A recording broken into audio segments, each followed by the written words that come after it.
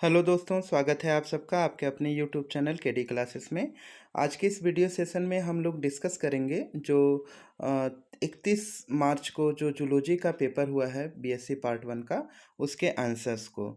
तो आंसर में हम लोग ज़्यादा डिस्कस नहीं करेंगे, डायरेक्ट हम लोग इसका सही करेक्ट आंसर केवल देखेंगे।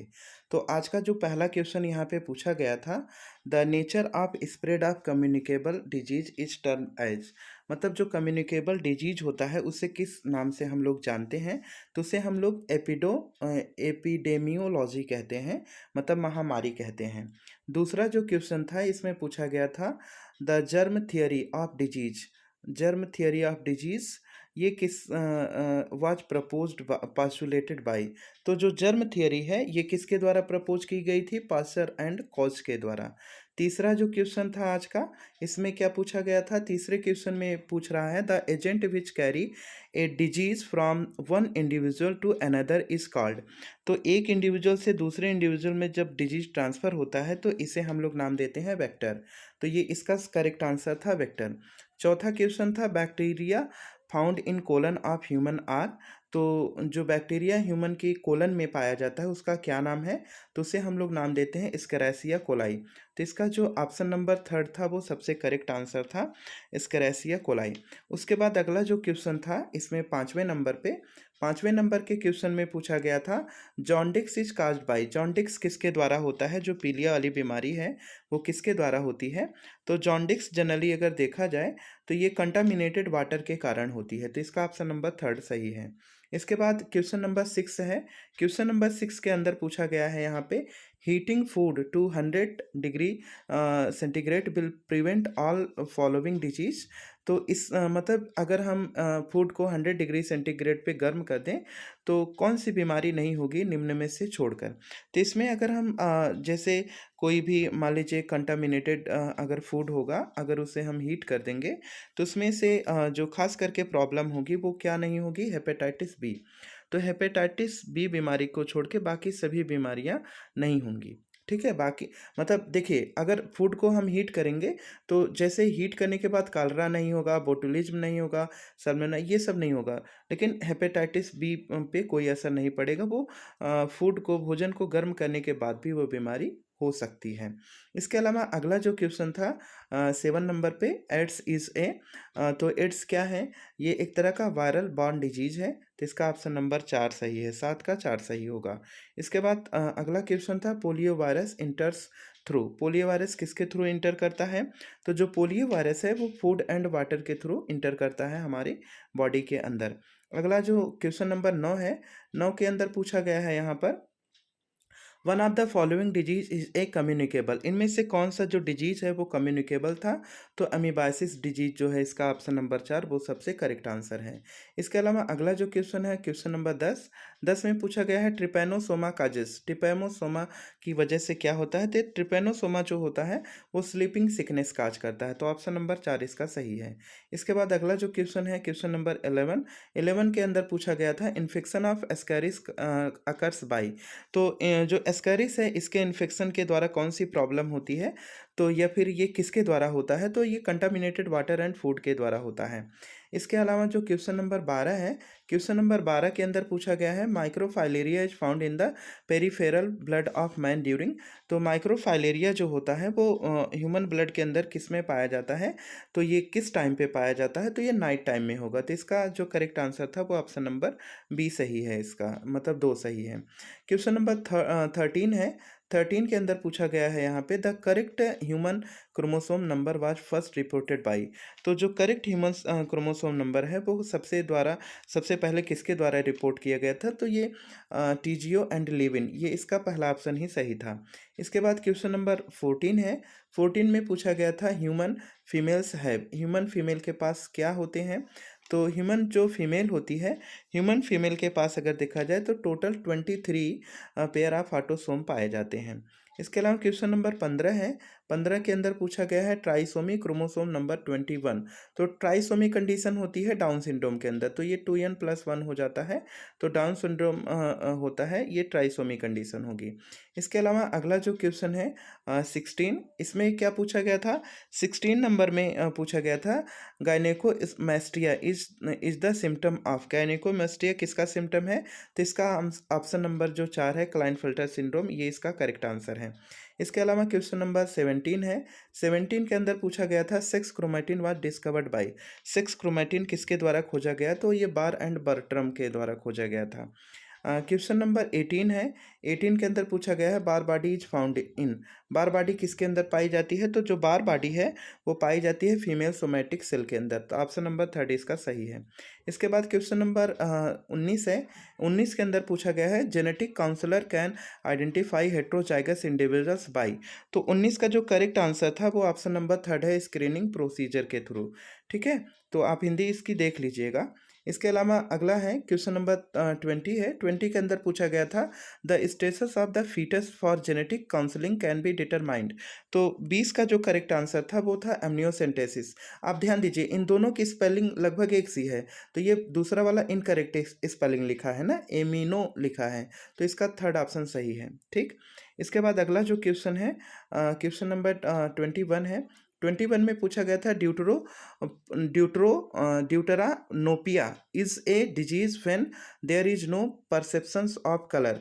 तो इसमें कौन से कलर का परसेप्शन नहीं होता है इस डिजीज के अंदर? तो इसका ऑप्शन नंबर 4 जो है वो करेक्ट है। इसके बाद अगला जो क्वेश्चन है 22 में पूछा गया था Mendel is called father of. तो मेंडल को जेनेटिक का फादर कहा गया, इसका पहला ऑप्शन ही सही था। इसके बाद 23 है। 23 में था एबीओ ब्लड ग्रुप सिस्टम एक्सेबिट। तो एबीओ जो ब्लड ग्रुप सिस्टम होता है वो किसके द्वारा एक्सेबिट किया जाएगा? तो इसका ऑप्शन नंबर जो 2 है मल्टीपल एलेलिज्म, ये एबीओ ब्लड ग्रुप इसी को रिप्रेजेंट करेगा। क्वेश्चन नंबर 24 था। 24 के अंदर पूछा गया था how many possible genotype are the blood ABO blood group. ABO blood group के द्वारा कुल कितने जीनोटाइप पॉसिबल हैं? तो इसका ऑप्शन नंबर फर्स्ट जो है वो करेक्ट है, 6 जीनोटाइप इसके टोटल पॉसिबल होंगे। इसके बाद क्वेश्चन नंबर 25 है। 25 के अंदर पूछा गया था यहाँ पे a man blood group B marriage with women blood group A their first child blood group having blood group B, what is the genotype. तो इसका जीनोटाइप जो था वो ऑप्शन नंबर 3 यहाँ पे IBIO वाला होगा, तो इसका ऑप्शन नंबर 3 सही है। इसके बाद अगला जो क्वेश्चन था 26 नंबर पे।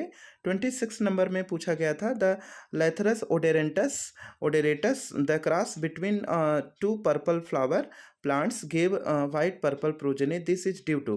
तो ये जो था इसका जो करेक्ट आंसर है वो ऑप्शन नंबर फर्स्ट है, सेग्रीगेशन। इसके बाद अगला जो क्वेश्चन है यहाँ पे 27 नंबर का। तो 27 नंबर का क्वेश्चन है two non allelic genes produce new phenotype when present together but fail to do so independently are called. तो इसमें जो 27 है, 27 का जो करेक्ट आंसर था वो कम्प्लीमेंट्री जीन हो जाएगा, ऑप्शन नंबर 3। इसके बाद क्वेश्चन नंबर 28 है। 28 में पूछा गया था यहाँ पे genes not located with in the nucleus almost always found in. तो जो जीन्स होते हैं वो न्यूक्लियस में लोकेटेड नहीं होते हैं, ये लगभग कहाँ पाए जाते हैं? ये साइटोसॉल, तो इसका पहला ऑप्शन सही था। इसके बाद अगला क्वेश्चन है क्वेश्चन नंबर 29 है। 29 में पूछा गया था in which mode of inheritance do you accept more maternal influence among offsprings. तो इसका जो 29 का जो करेक्ट आंसर था वो ऑप्शन नंबर 3 था, साइटोप्लाज्मिक। इसके बाद अगला जो क्वेश्चन है यहाँ पे 30 नंबर में पूछा गया था extra nuclear inheritance is a consequence of presence of genes is in. तो इसमें क्या था कि इसका जो 30 है, 30 नंबर का जो करेक्ट आंसर है वो ऑप्शन नंबर 3 है, माइटोकॉन्ड्रिया एंड क्लोरोप्लास्ट हो जाएगा। इसके बाद अगला है 31 है व्हाट आर एपिसोम। एपिसोम क्या होते हैं? तो इसमें जो 31 है, 31 का जो करेक्ट आंसर था वो ऑप्शन नंबर 3 है, यहाँ पे हेरिडेटरी DNA बैक्टीरियल सेल। तो उसके बाद 32 है। 32 के अंदर पूछा गया था the organism chooses by Mendel explain the law of inheritance. तो लॉ ऑफ इनहेरिटेंस को तो इन्होंने चूज किया था पाइजम सेटिवम को, तो इसका ऑप्शन नंबर 2 सही था। इसके बाद अगला है क्वेश्चन नंबर 33 है which of the following consider as recessive character of Mendel. तो इसमें रिसेसिव कैरेक्टर ऑफ मेंडल किसके थ्रू इसमें वो चूज क्या किए थे रिसेसिव कैरेक्टर, इनमें से कौन सा था? तो रिंकल सीड इसका रिसेसिव कैरेक्टर था। देखिए हम क्वेश्चन को ज़्यादा एक्सप्लेन नहीं कर रहे हैं क्योंकि वीडियो लंबा हो जाएगा, तो इस वजह से हम डायरेक्ट इसका आंसर ही बता रहे हैं। बाकी एक्सप्लेनेशन अगर आपको किसी का चाहिए तो आप ऑफलाइन क्लासेस में केडी क्लासेस मड़िया हुमा के ज्वाइन कर सकते हैं। जो भी क्वेश्चन चाहिए उसको प्रॉपर हम एक्सप्लेन करके आपको बता देंगे, ठीक है? तो क्वेश्चन नंबर 34 है। 34 के अंदर पूछा गया था यहाँ पे, gametes are never hybrid, this is statement of law of. तो इसमें सेग्रीगेशन, तो चौथा ऑप्शन इसका सही था। क्वेश्चन नंबर 35 है। 35 के अंदर पूछा गया है, Mendel formulated the law of purity of gametes on the basis of.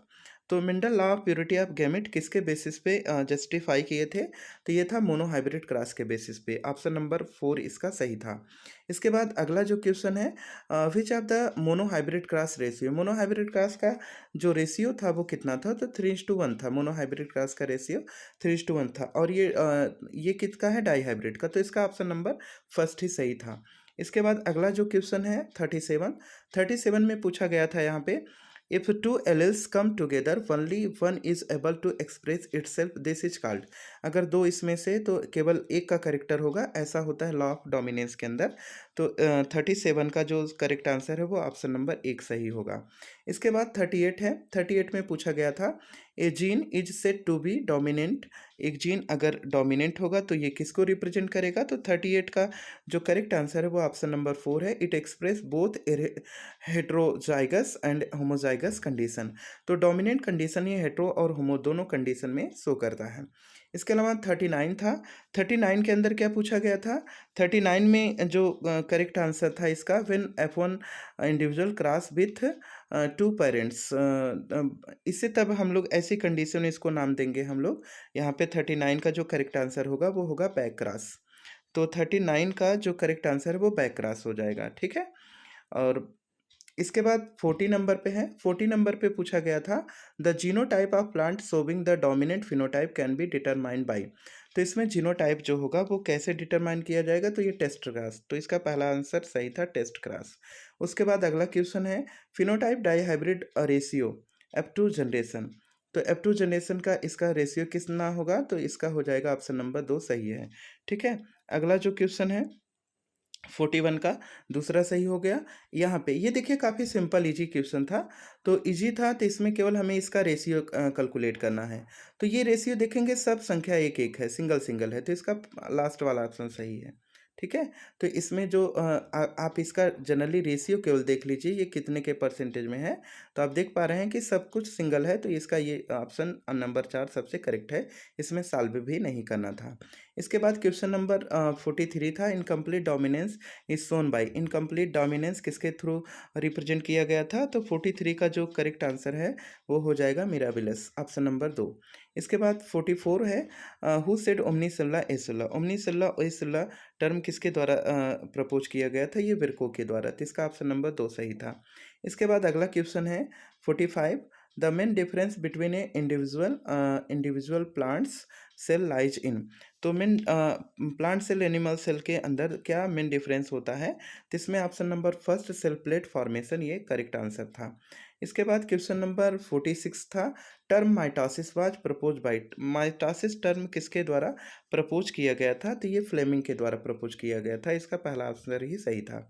इसके बाद क्वेश्चन नंबर 47 था, series of changes that occur in a newly formed cell it till it grow and divides to form daughter cells are called. तो इसमें 47 का जो correct answer है वो option number 2 सही है इसका, ठीक है? इसके बाद 47 का 2 हो गया। उसके बाद अगला हम देखते हैं 48। तो 48 को देखेंगे, तो synthesis of RNA and protein. RNA और प्रोटीन की सिंथेसिस कब होती है?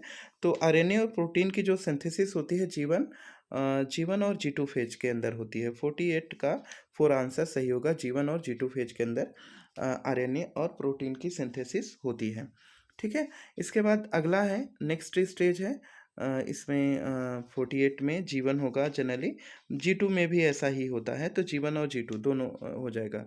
तो 48 का ऑप्शन नंबर 4 सही होगा। इसके बाद अगला है 49, karyokinesis differs from cytokinesis. Karyokinesis cytokinesis से डिफर, तो इसका ऑप्शन नंबर सी माने थर्ड सही है। न्यूक्लियस कैरियोकाइनेसिस में न्यूक्लियर डिवाइड करेगा, जबकि साइटोकाइनेसिस में साइटोप्लाज्म का डिवीजन होता है। इसके बाद 15 नंबर का जो क्वेश्चन है, 15 नंबर में पूछा गया था विच of the phase of mitosis is the longest. Mitosis की सबसे लॉन्गेस्ट फेज कौन सी होती है? तो इसका आंसर नंबर प्रोफेज जो है लास्ट वाला वो करेक्ट था। इसके बाद अगला जो क्वेश्चन है, spindle apparatus is made up of. Spindle apparatus किसके बने होते हैं? तो ये बने होते हैं माइक्रोट्यूब्यूल के। तो स्पिंडल अपरेटस माइक्रोट्यूब्यूल के बने होते हैं। इसके बाद अगला जो क्वेश्चन है, माइटोसिस रिजल्ट इन। माइटोसिस किसका रिजल्ट है? तो माइटोसिस के अंदर क्या होगा कि इसमें नो चेंज होता है, क्रोमोसोम नंबर में कोई भी चेंजेस नहीं होते हैं। तो इसका ऑप्शन नंबर थर्ड सही है। 53 है, 53 में पूछा गया था क्रॉसिंग ओवर अकर ड्यूरिंग। क्रॉसिंग ओवर किस में होता है? तो देखिए, crossing over generally meiosis division के अंदर होता है, और मियोसिस डिवीजन की जो पैकेटीन स्टेज होती है, इसमें क्रॉसिंग ओवर होता है। तो इसका ऑप्शन नंबर सेकंड सही है। आप लोग 5 तारीख से सेकंड सेमेस्टर की जो ऑफलाइन क्लासेस हैं, वो केडी क्लासेस मढ़िया हूँ, जो कि द्वारिका आईटी मॉल के पास है, रेलवे क्रॉसिंग जो बनारस वाली रोड पे है वहीं पर है।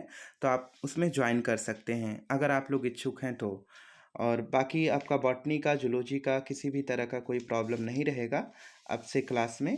इस वजह से हम लोग उसमें स्टार्ट किए हैं, ताकि बच्चों के हित में किसी भी तरह से कोई प्रॉब्लम क्रिएट ना हो, खास करके उनको फ्यूचर को लेके। क्योंकि आप लोगों ने बॉटनी का पेपर दिया होगा और उसमें आपने देखा होगा कि उतना बेहतर पेपर आपका नहीं गया था। तो उसकी वजह हम लोग ट्राई किए कि आप लोगों का, ताकि व्यक्तिगत किसी तरह से नुकसान ना हो।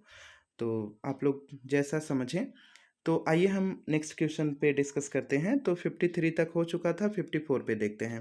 54 का जो इसमें पूछा गया है, which of the following would not be considered part of cells cytoplasm.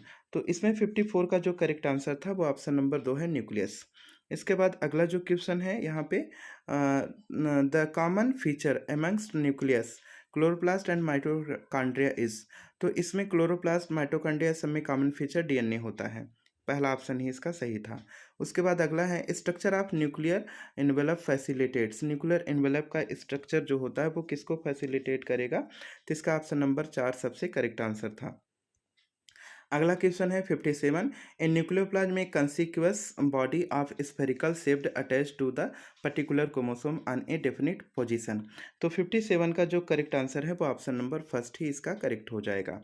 इसके बाद अगला जो क्वेश्चन है, इसमें पूछा गया था the protein association with nucleic acid are. Protein association जो न्यूक्लिक एसिड के साथ होता है उसे हम लोग क्या नाम देते हैं? तो इसका 58 का जो करेक्ट आंसर हो जाएगा वो हो जाएगा हिस्टोन। ऑप्शन नंबर 2 सही है इसका। इसके बाद अगला जो क्वेश्चन है 59 नंबर का, which sugar is present in nucleic acid. तो न्यूक्लिक एसिड के अंदर कौन सी शुगर होती है? तो न्यूक्लिक एसिड के अंदर पेंटोज शुगर होती है। तो ऑप्शन नंबर 3 इसका सही है। Duplication of DNA is termed, तो इसे रेप्लिकेशन नाम देते हैं।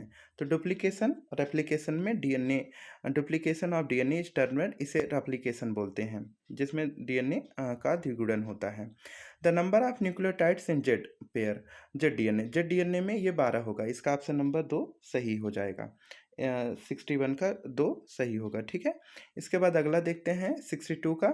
62 में पूछा गया था nuclear DNA send information for protein synthesis through. तो न्यूक्लियर डीएनए इंफॉर्मेशन किसके थ्रू सेंड करता है? तो ये हो जाएगा एमआरएनए। इसके बाद अगला क्वेश्चन क्या है? अगले में पूछा गया था 63 के अंदर, major constituent of biological membrane. तो बायोलॉजिकल मेम्ब्रेन के अंदर कौन सा मेजर पार्ट होता है? देखिए, लिपिड जो होता है, अगर आपने सेल मेम्ब्रेन का स्ट्रक्चर पढ़ा होगा तो जैसे यूनिट मेम्ब्रेन मॉडल पढ़ेंगे तो 20-20 प्रोटीन लेयर हो जाती है और 35 एंगस्ट्रॉम फास्फोलिपिड होता है। तो वो 40 है, तो इसी हिसाब से इसका ऑप्शन नंबर 2 करेक्ट हो जाएगा। इसके बाद अगला क्वेश्चन है, which of the following lakhs the protein tubulin. इनमें से किसके पास ट्यूबुलिन प्रोटीन नहीं पाया जाता है? तो ट्यूबुलिन प्रोटीन प्लाज्मा मेम्ब्रेन के पास नहीं पाया जाता है। 64 का 4 वाला ऑप्शन सही है। Who propose the concept of unit membrane. Unit membrane type persisted structure of lipoprotein, इसमें कौन सा वैज्ञानिक था? तो इसमें 65 का जो करेक्ट आंसर है रॉबर्टसन हो जाएगा, जे डेविड रॉबर्टसन। इसके बाद the most abundant lipid in cell membrane, तो सेल मेम्ब्रेन के अंदर सबसे अधिक मात्रा में कौन सी होती है? तो ये फास्फोलिपिड, इसका करेक्ट आंसर 4 था। इसके बाद अगला क्वेश्चन है the plasma membrane of mycoplasma PPLO, PPLO की प्लाज्मा मेम्ब्रेन क्या होती है? 67 का जो करेक्ट आंसर है वो थर्ड हो जाएगा, कोलेस्ट्रॉल। इसके बाद अगला है क्वेश्चन यहाँ पे osmosis is defined as, osmosis, ये इसमें देखिए पहला ऑप्शन ही सही है। मैं बार बार आपको ऑफलाइन क्लास में ये इसकी डेफिनेशन ऑस्मोसिस की बताते थे हम, तो डायरेक्ट वही दे दिया है डेफिनेशन ही। तो ऑस्मोसिस में क्या होगा? सेमी परमेबल मेम्ब्रेन के थ्रू मूवमेंट होता है और लोअर टू हायर होता है। तो डायरेक्ट ये आपके कॉन्सेप्ट के बेस पे था ही क्वेश्चन। इसके बाद अगला क्वेश्चन है प्लाज्मोलिसिस, तो इसका हाइपरटोनिक सोल्यूशन, ऑप्शन नंबर 4 सही है। ठीक है, तो ये कौन सा था? 69 का 4 आंसर हो गया। उसके बाद अगला क्वेश्चन देखते हैं 70, पिनोसाइटोसिस, पिनोसाइटोसिस फैगोसाइटोसिस भी बार बार डिस्कस किया जाता था। तो पिनोसाइटोसिस मतलब लिक्विड पार्टिकल का इजेशन किया जाता है, मतलब लिक्विड पार्टिकल को लिया जाता है फूड मटेरियल के तौर पे, तो उसे पिनोसाइटोसिस, सॉलिड को फैगो बोलते थे। सार्कोसोम्स आर, सार्कोसोम क्या होते हैं? तो 71 का जो करेक्ट आंसर है वो ऑप्शन नंबर 3 मसल फाइबर होते हैं। इसके बाद 72 है, 72 में पूछा गया था mitochondria will be found abundance cells tissue having, तो 72 का जो करेक्ट आंसर था वो ऑप्शन नंबर 3 मैक्सिमम एक्टिविटी, ये सही था। 73 है DNA could be found in, DNA किसके अंदर होता है? तो डीएनए माइटोकॉन्ड्रिया के अंदर होता है, और तो इसका ऑप्शन नंबर 2 सही, 73 का 2 सही है। 74 में देखते हैं Krebs cycle takes place in, Krebs cycle किसके अंदर होती है? तो माइटोकॉन्ड्रिया मैट्रिक्स के अंदर, ऑप्शन नंबर 4 इसका सही था। लास्ट क्वेश्चन है राइबोसोम वाज डिस्कवर्ड, राइबोसोम को किसने खोजा था? तो पैलाडे ने। तो बस इसी के साथ आप अपना आंसर टिक कर लीजिए, कमेंट में आप लिखिए आपका टोटल कितना क्वेश्चन सही है। ज़्यादातर जो आपको ऑफलाइन क्लास में हमने पढ़ाया था वो सारे क्वेश्चन उसी नोट से ही मैच करते हैं। तो धन्यवाद, और कोई अगर क्वेरी हो तो आप कमेंट कर सकते हैं। आज के लिए बस इतना ही।